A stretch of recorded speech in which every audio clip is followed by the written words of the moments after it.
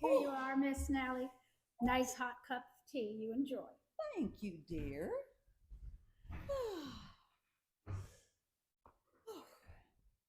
Mm.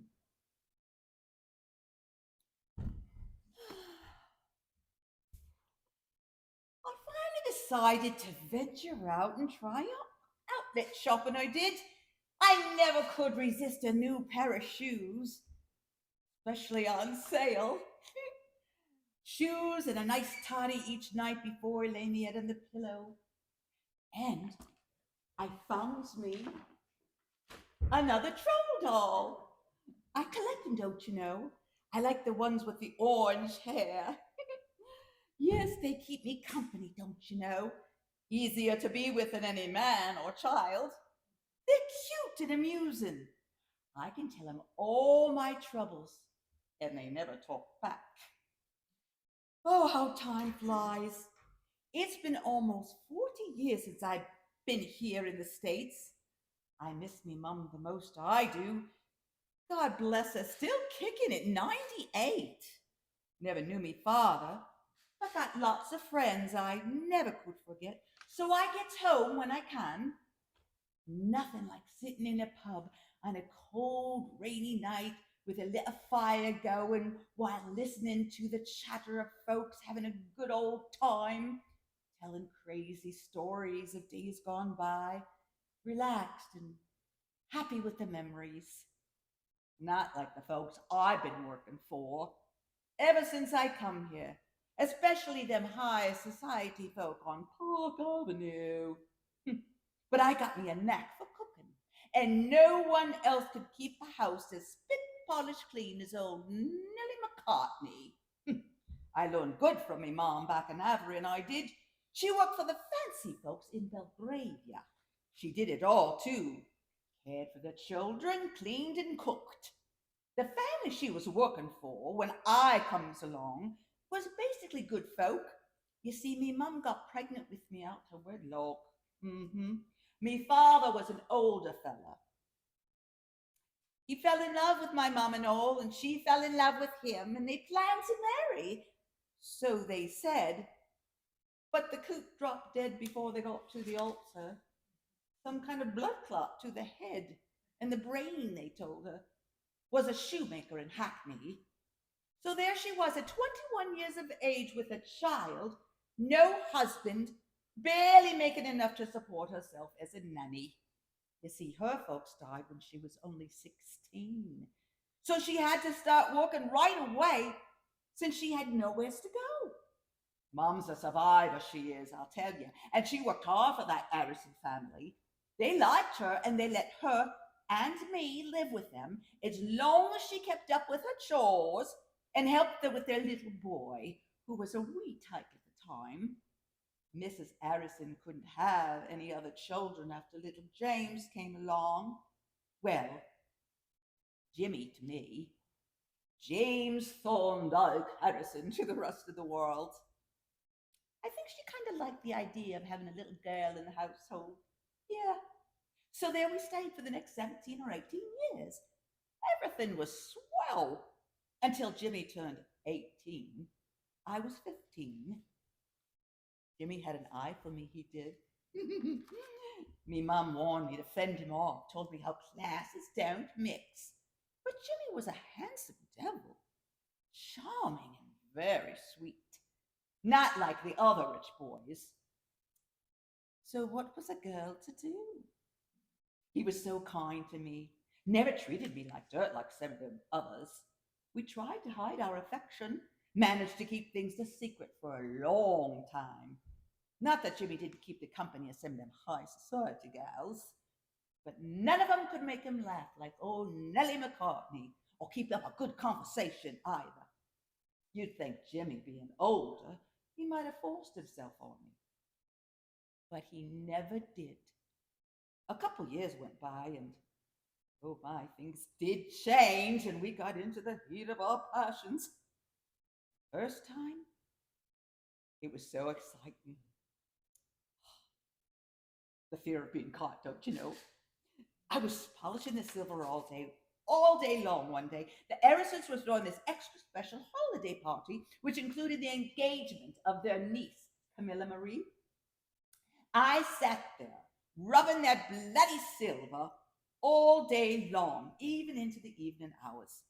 That's about the time that Jimmy came in from riding, and he sees me sitting, just as I was in the morning when he left for the bank.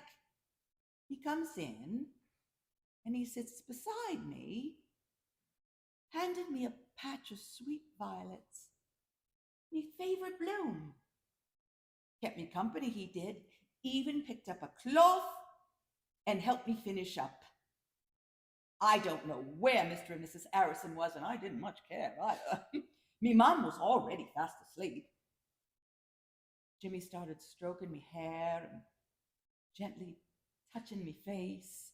He kept looking at me, those sea green eyes gazing into mine. Oh my, I was frozen in his stare, I was. I got so nervous and so aware of myself, I didn't know what to do. I was so flustered. All I could do was look down and stare at my shoes.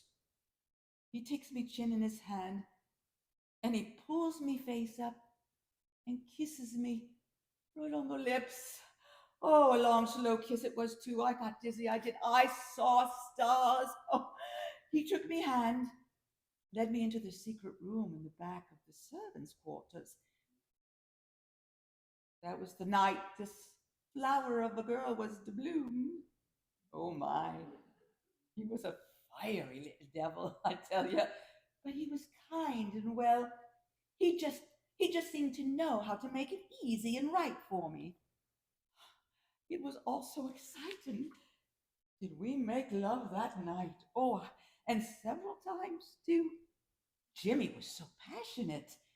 We finally fell asleep on the old lumpy bed in the corner of the room. I woke up in a start at the crack of dawn, worried, sick of getting caught, don't you know? Jimmy was still out like a light. Well, I got myself together. I woke him up just as I heard me mum calling for me. We ran out of the room trying to look all calm and whatnot. Me mum runs right into us, she did. One look at me, and she knew. She took a deep breath and says, "Oh, I knew it would come to this one day.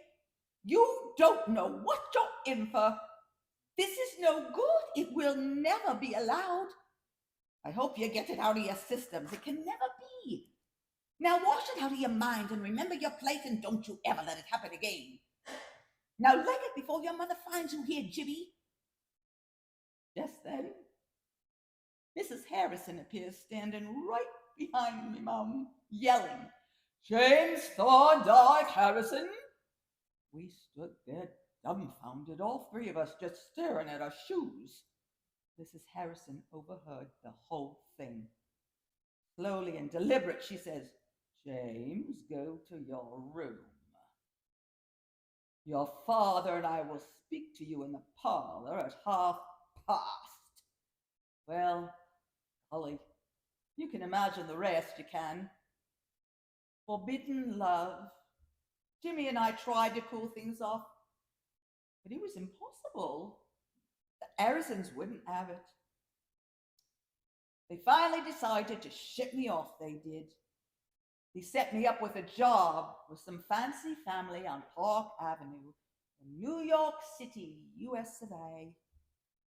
If I didn't go, they said they'd fire my mom and make sure that no one else in all of London would ever hire her. And they could do it too.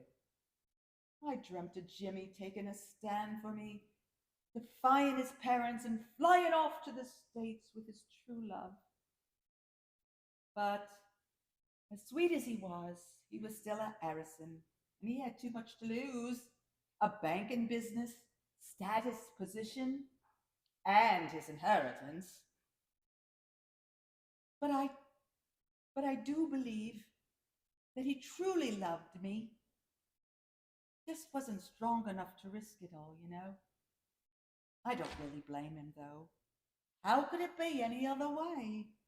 What did he know of struggle and making do for yourself? So, Here I landed and here I stay, taking care of the rich folk, just like me mum. Now it's the Franklins. It's nice enough. It was hard and most peculiar at first finding my way. I met Adam Riley 10 years later at a little gift shop in Chelsea. Huh, ain't that funny? A gift shop in Chelsea. Adam was a teacher in an elementary school. He wrote music and he liked to sculpt. And oddly enough, he collected troll dolls too.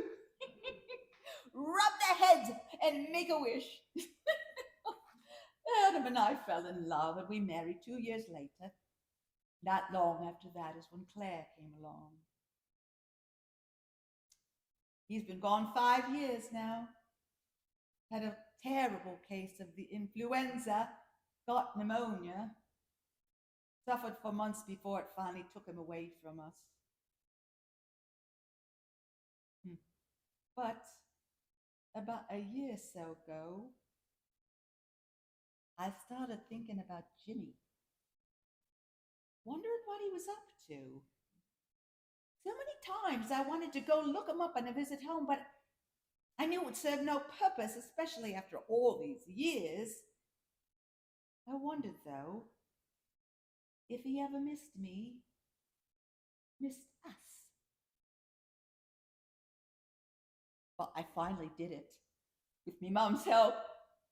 She got an address for me, she did. Turned out Jimmy was still alive. Lost his wife 5 years ago and still lived in Belgravia. So I picked up my pen and paper and I wrote to Jimmy, just a friendly little letter. I didn't expect a response, but I so wished I'd get one. Well, he took the biscuit, he did. Jimmy wrote back. Oh my, it was such a lovely letter. Seems the years had changed Jimmy. He seemed softer and sweeter and reflective. He said such kind things, and he even apologized for all that had happened so many years ago. Said he would enjoy a visit if I ever gets back to England. I writes back I did, and I told him I was planning a trip to see me mum, but couldn't get there till January next year, holidays and all, lots to do for the Franklins. So me plans were made. I was so excited about seeing him, talking about the old days, and to just see, well, you know. Oh, my imagination went off the trolley, it did. Would he still be as passionate as I remember him? And would he still be kind? And what would it be like to be held in his arms? Oh, now stop. Stop it, Nellie. That was a long time ago. 2 days before I was to fly over to seize him, I get a long-distance call from me mum. She goes on to tell me that Jimmy had passed away. A sudden heart attack took him. My heart sank to the earth, it did.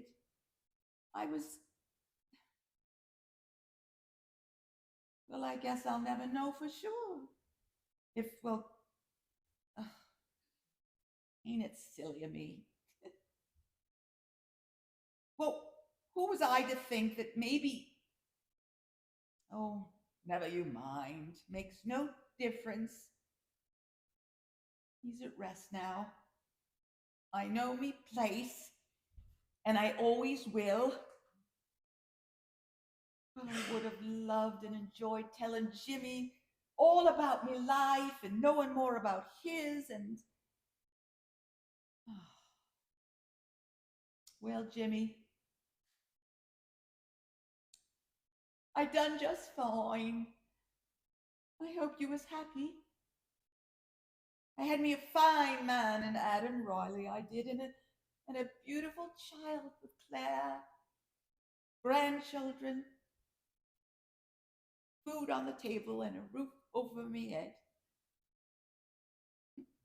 I hope you're at peace now, me dearest. I suppose I'll be meeting up with you again someday, sooner or later. Maybe in me next life. Or the one after that? Do you hear me, Jimmy? Oh, that would be a bit of fun now, wouldn't it? If we comes around again and have a life together? Now that would take the biscuit, wouldn't it? That, my dear, would be lovely. Lovely. Lovely. Wouldn't it be lovely? Lovely. Lovely.